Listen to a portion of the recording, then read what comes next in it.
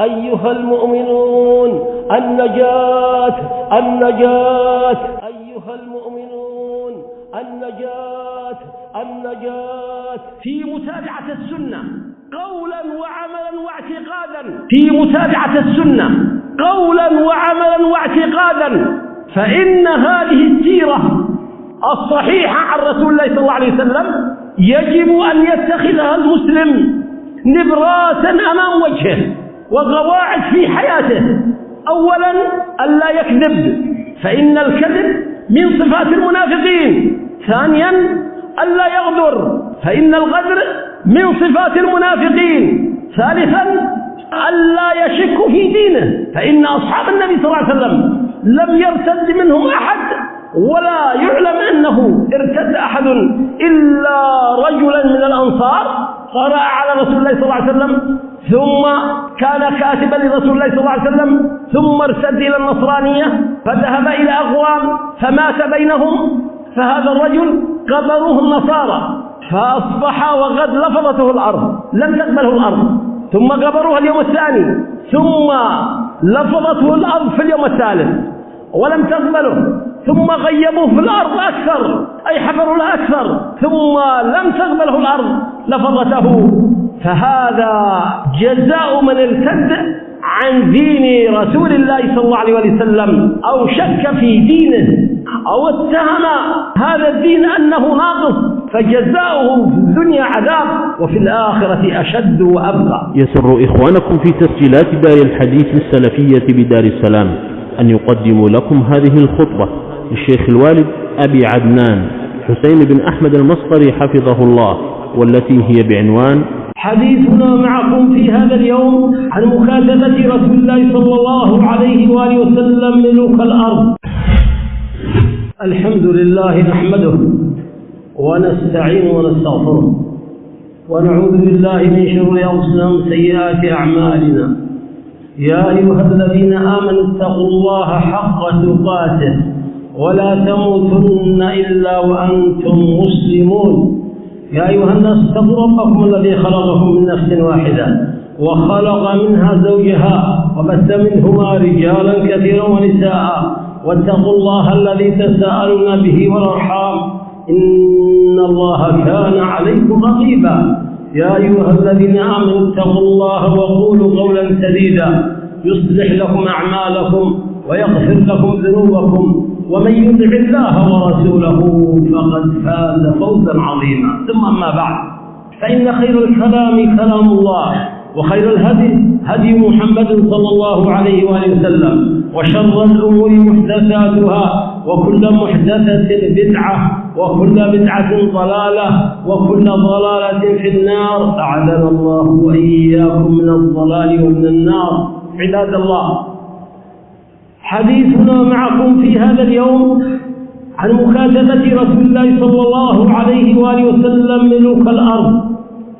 فقد جاء في الصحيح أن النبي صلى الله عليه وسلم كتب إلى كسرى وإلى قيصر عظيم الروم وإلى عظيم البحرين وإلى هرقل، مكاتبة صلى الله عليه وآله وسلم يدعوهم إلى الإسلام ويحذرهم عن الكفر والشرك.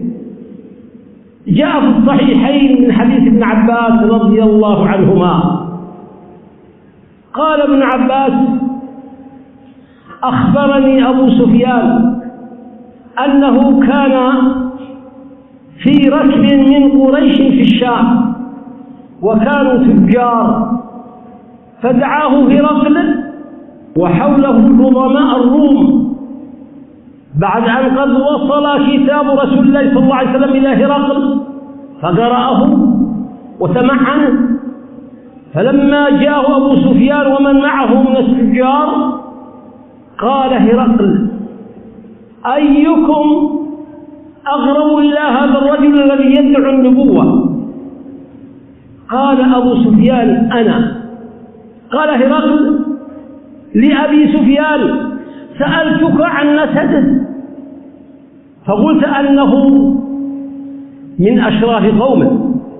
ثم قال هرقل: وكذلك الأنبياء لا تبعث إلا من أشراف أقوامها. وسألتك هل يكذب؟ فقلت لا يكذب ولم نعهد عليه كذبا. قال هرقل وكذلك الأنبياء لا تكذب. وسألتك هل يتبعه أشراف الناس أم ضعفاؤهم؟ قلت بل ضعفاؤهم. قال هرقل وكذلك هم أتباع الرسل. وسألتك هل يرتد منهم سخطة لدينه؟ فقلت لا. وكذلك الإيمان إذا خالط بشاشة القلوب. وسألتك هل يغدر؟ فقلت لا. وكذلك الأنبياء لا تغدر. ثم قال هرقل لأبي سفيان بما يأمركم؟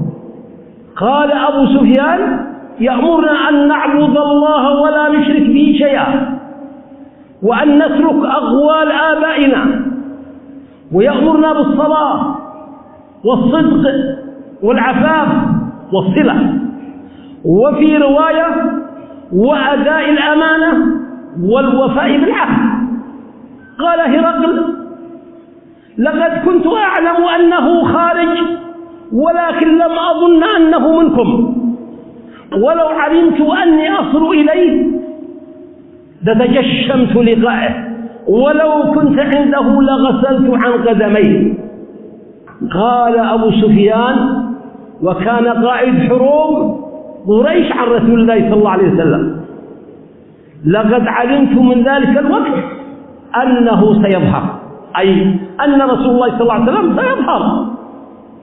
فانظروا إلى هذه المحادثة والحوار العظيم الذي أيد رسالة رسول الله صلى الله عليه وسلم من رجلين أحدهما قائد لحروب رسول الله صلى الله عليه وسلم والآخر كافر برسالة رسول الله صلى الله عليه وسلم.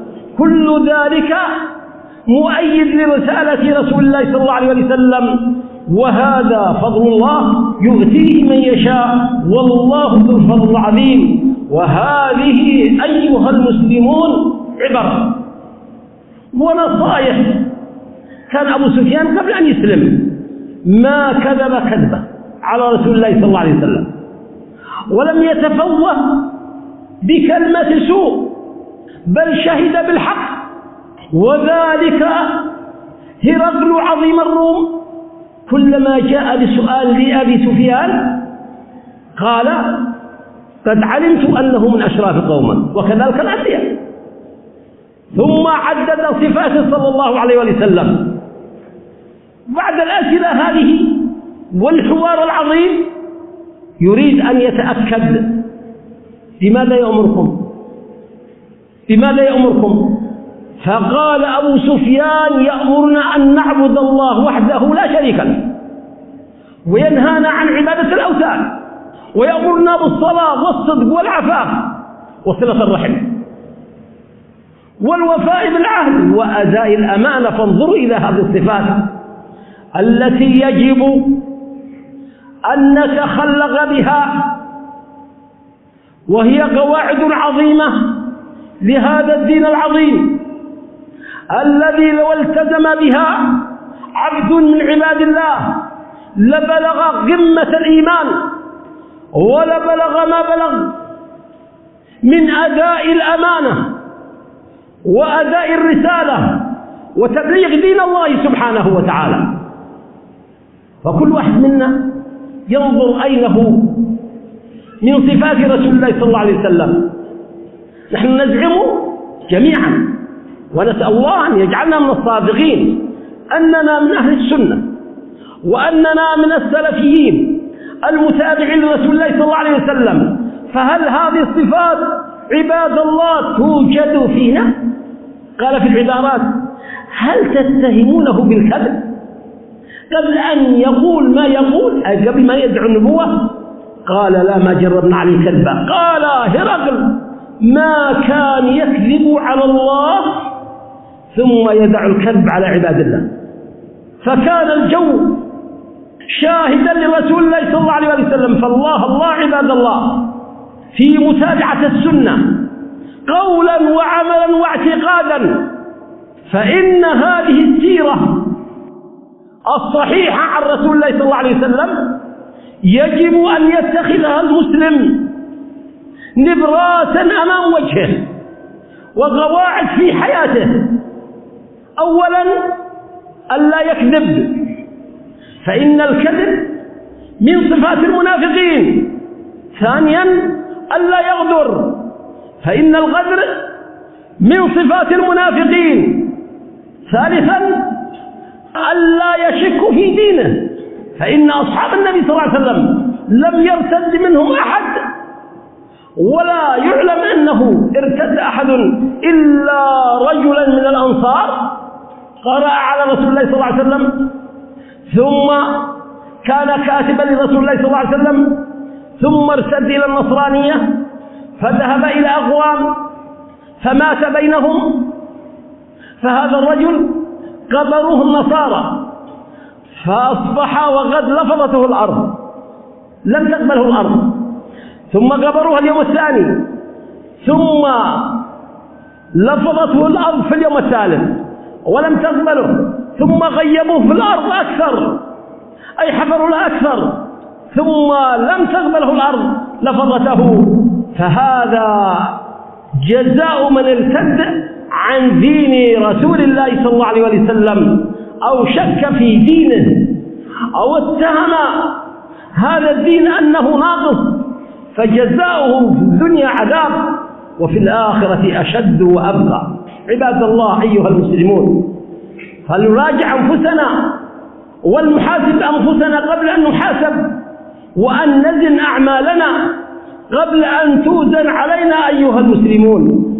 فهنالك من أراد أن يبلغ مبلغ في الإيمان فعليه باتباع رسول الله صلى الله عليه وسلم في أقواله وأفعاله وأعماله وحركاته وسكناته، وليكن هواه تابعا لهذا الدين، ولتكن حياته تابعة لهذا الدين.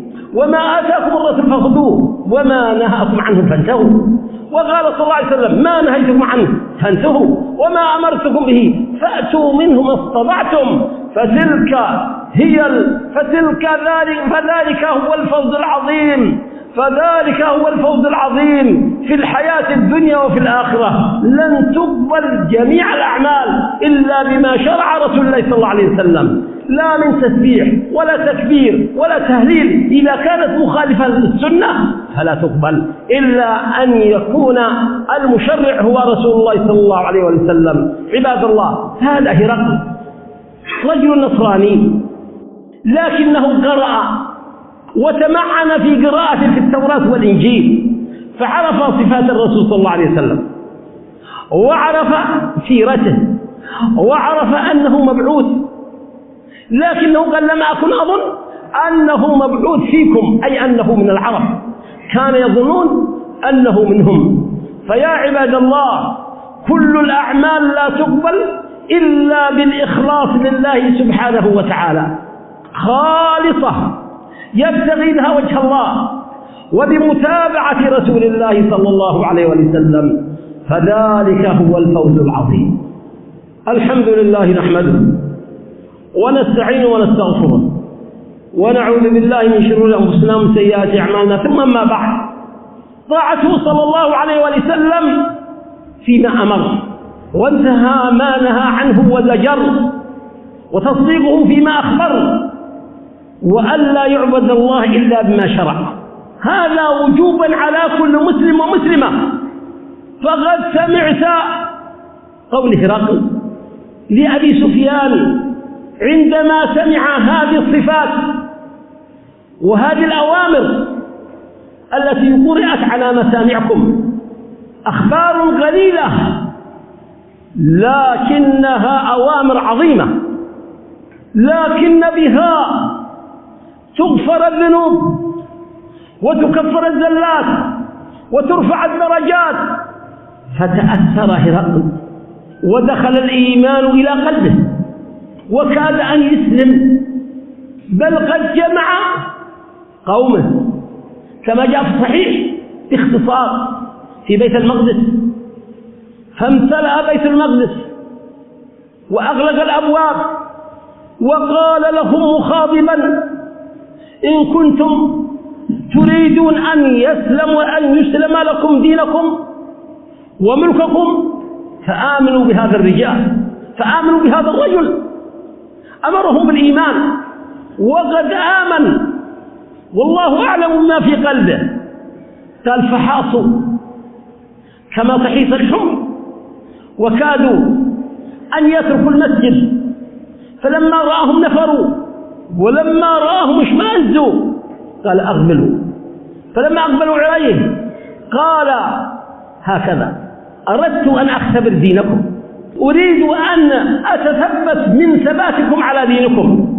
فرجع معهم إلى النصرانية ولم يؤمن، مع أنه قد دخل الإيمان إلى قلبه. هكذا شهادة أهل العلم في الأحاديث أنه كاد أن يسلم لكنه خلد إلى الدنيا ورجع إلى ملكه عباد الله. ثم قال من خلال كلامه: وتعرف أنه قد وصل الإيمان إلى قلبه، قال لأبي سفيان: ولو كنت أعلم أن أصل إليه لتجشمت إليه، أي لا سافرت إليه ولقطعت الفيافي والقفاء حتى أصل إلى رسول الله صلى الله عليه وسلم، ولو كنت عنده لغسلت عن قدميه، أي لغسلت عن رجليه، حتى كان قائد قريش أبي سفيان بن حرب تعجب: كيف هذا؟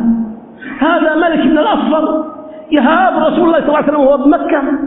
قال: فعلمت أنه سيظهر، وعلمت أنه سيكون ممن يملك الأرض. وكان يقول أبو سفيان لابن عباس: لقد وصل ملك ابن أخيك ما وصل. قال: بل هي النبوة، بل هي النبوة يا أبا سفيان، ليس ملكا. وهكذا الإسلام انتشر في بقاع الأرض، وذلك فضل الله.